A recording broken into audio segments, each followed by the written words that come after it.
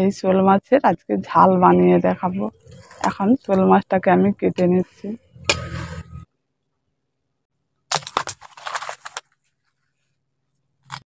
শোল মাছটা হড়কে পালিয়ে যাচ্ছিল।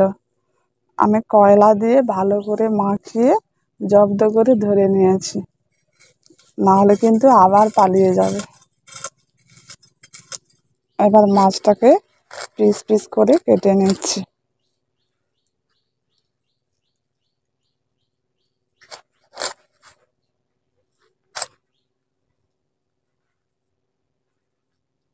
মাছটা এখন কাটা হয়ে গেছে। মাছটা এবার ধুয়ে নিয়ে আসছি। মাছটা এখন ধুয়ে নিয়ে এসেছি। ধুয়ে রাখা মাছের মধ্যে লবণটা দিয়ে দিচ্ছি। লবণের সাথে দিয়ে দিচ্ছি হলুদ গুঁড়ো। হলুদ গুঁড়ো লবণ দিয়ে মাছটাকে এখন খুব ভালো করে মাখিয়ে নেব। এবার আমি কিছু মশলা বেটে নেব।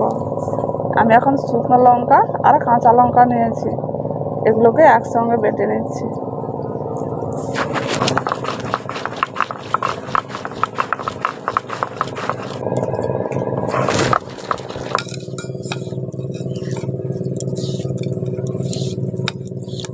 আর নিয়েছি কালো সরষে, এই কালো সরষেগুলো এখন বেটে নিচ্ছি।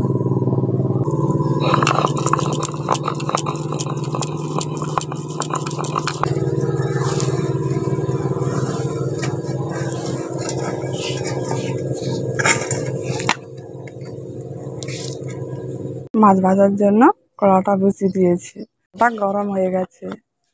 ওর মধ্যে সরষের তেলটা দিয়ে দিচ্ছি।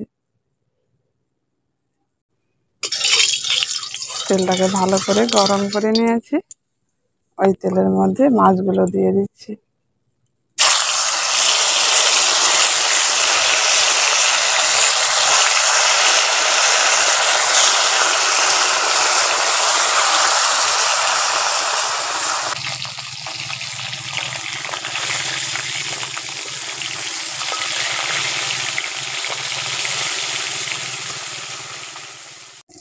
মাছটা এখন ভাজা হয়ে গেছে, এবার তুলে নিচ্ছি।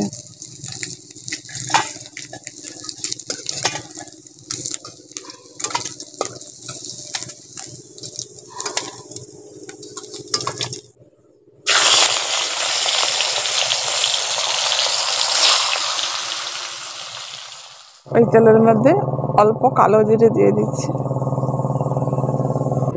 1 চামচ হলুদ গুঁড়ো দিয়ে দিচ্ছি আর লঙ্কা বাটা দিয়ে দিচ্ছি।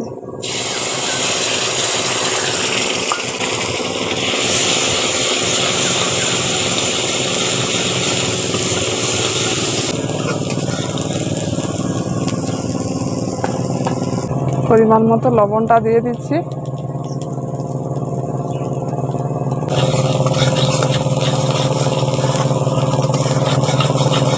এবার পরিমাণ মতো জল দিয়ে দিচ্ছি।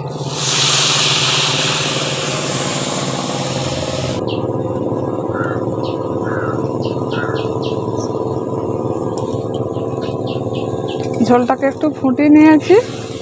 এবার এর মধ্যে দিয়ে দিচ্ছি সরষে বাটা। সরষে বাটার মধ্যে একটু অল্প করে জল দিয়ে ভালো করে একটু মিশিয়ে নিচ্ছি। এবার এই সরষে বাটাটা এই ঝোলের মধ্যে দিয়ে দিচ্ছি।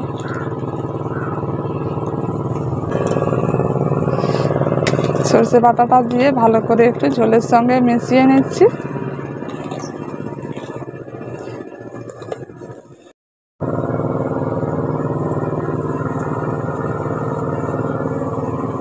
এখন সরষে বাটাটা দিয়ে একটু ফুটিয়ে নিয়েছি। এবার ভেজে রাখা মাছগুলো দিয়ে দিচ্ছি।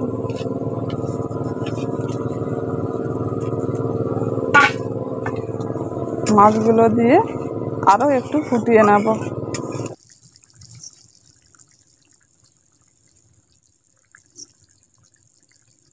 তা একটু এখন কমে গেছে, আর যে ঝোলটা রয়েছে এটা কিন্তু থাকবে। এবার আমি নামিয়ে নিচ্ছি।